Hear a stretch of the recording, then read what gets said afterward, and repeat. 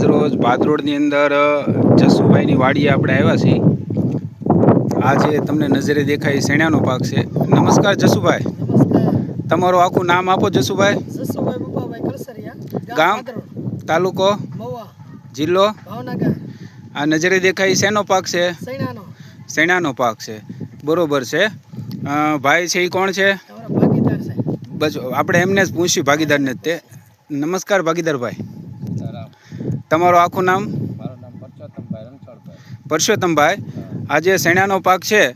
આજે આમ જોઈએ તો તમારી કેડે કેડે ગોઠણથી ઉપર શેણા છે. એમનું કારણ શું?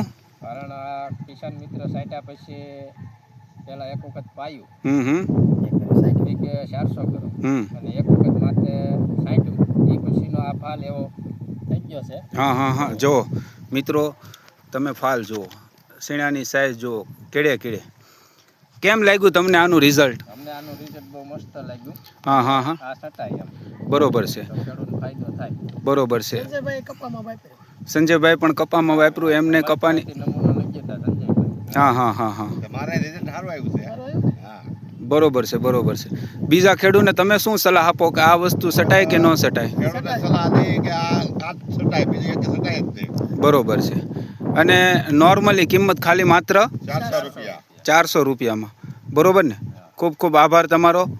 અને એક વસ્તુ પૂછવાની રહી જાય છે કે આની પહેલાં પણ તમે કેટલા વર્ષથી આ ખેતરની અંદર ભાગીદાર તરીકે છો? 5 વર્ષ. 5 વર્ષથી. દર વર્ષે શેણા કરો? હા, આના પહેલા વર્ષની અંદર આવા ક્યારે શેણા આ ખેતરમાં થયા? બન્યા જ નતા. બરોબર છે. જોઈ લો મિત્રો, શેણાનું એકદમ ગ્રીનરી, એક પણ છોડવામાં ક્યાંય તમને જાંબુડિયો રોગ નહીં દેખાય, હુકારો નહીં દેખાય, એકદમ ગ્રીનરી. અને ફળ ફૂલની સંખ્યા એટલી બધી કે એમની ન પૂછો વાત. શેણાની હાઈટ પણ ગોઠણથી ઉપરના શેણા છે. ખૂબ ખૂબ આભાર. કડે આવ્યા. કેડે હા.